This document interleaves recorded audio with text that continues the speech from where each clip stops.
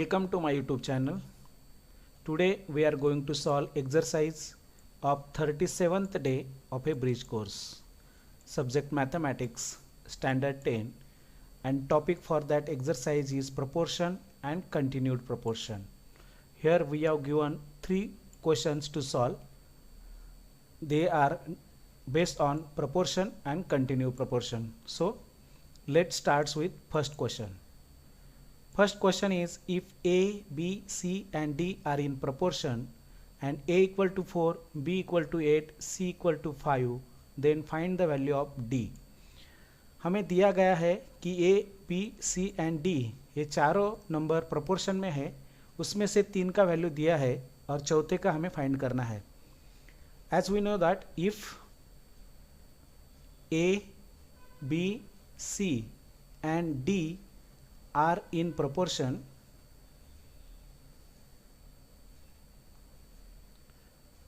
ये 4 नंबर यदि प्रोपोर्शन में होते हैं तो क्या होता है, A upon B is equal to C upon D. Now substitute the values. Value of A is 4 upon B, that means 8 equal to C. Value of C is 5 and D is not known to us. Okay, now we have to solve that equation. ये कैसे solve करेंगे? ये solve करने के लिए हमें cross multiplication करना पड़ेगा. That means 4 into D equal to 8 into 5.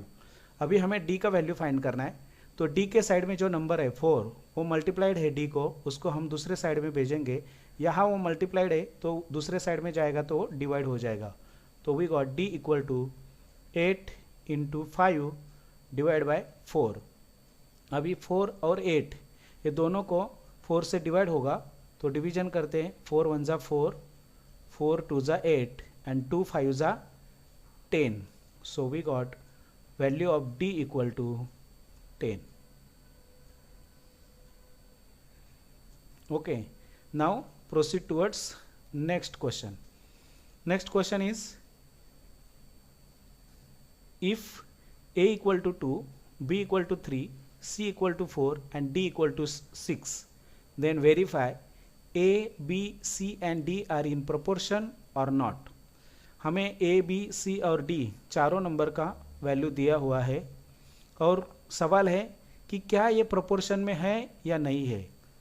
Students, आपको होगा कि यदि 4 नंबर प्रोपोर्शन में होते हैं तो उनका पहला और चौथा number, that means if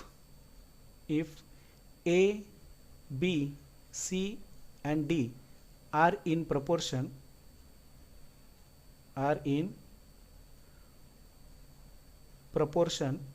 4 number proportion में होते हैं तो क्या होता है, then A into D is equal to B into C. यानी पहला नंबर और चौथा नंबर का मल्टीप्लिकेशन और दूसरे और तीसरे नंबर का मल्टीप्लिकेशन सेम होता है. तो हम क्या करेंगे, चेक करेंगे A इंटू डी यानी पहला नंबर और चौथा नंबर का मल्टीप्लिकेशन. तो value of A is 2 into value of D is 6. 6 2 जा 12, इसको बोलते हैं हम नंबर 1. अब हम क्या करेंगे, B इंटू C कितना होता है वो चेक करेंगे. Value of B is 3 and value of C is 4. सो 3 4 जा 12, इसको बोलेंगे 2.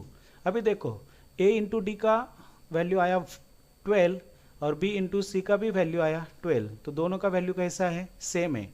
तो हम बोलेंगे फ्रॉम 1 एंड 2 क्या है, A into D is equal to B into C. That means ये जो चारों नंबर है A, B, C and D are in proportion. इसका मतलब ये चारों नंबर प्रोपोर्शन में है. ठीक है, in this way we solve the sum. Now proceed towards next question. Sum number 3 is, if m is a geometric mean of 12 and 3, then find the value of m. ऐसा बोला गया है कि m जो है वो 12 एंड 3 का geometric mean है.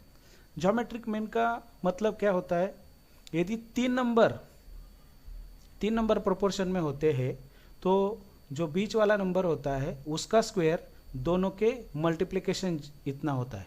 यानी इफ़ फॉर्मूला के माध्यम से लिखते हैं, if A B and C are in proportion then b square equal to a into c, इसको बोलते हैं ज्योमेट्रिक मीन। इसको क्या बोलते हैं? Geometric mean.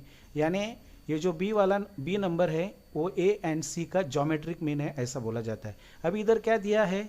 m is a geometric mean of 12 and 3, that means m square equal to 12 into 3। इसका मतलब हुआ m is a geometric mean of 12 and 3। तो अभी इसका मल्टीप्लिकेशन करते हैं, 12 3 जा 36, m स्क्वायर इक्वल टू 36। हमें m का वैल्यू चाहिए तो क्या करना पड़ेगा? टेकिंग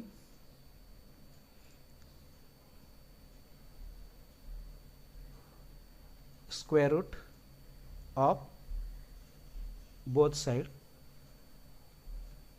हम इसका स्क्वायर रूट लेंगे तो square root will be m square का स्क्वायर रूट आएगा m equal to 36 is the square of 6। In this way we got value of m equal to 6। Student, in this way we completed total exercise. If you like my explanation, please like my video, subscribe my channel and share it into your friend circle group. Thanks for watching. Thank you once again.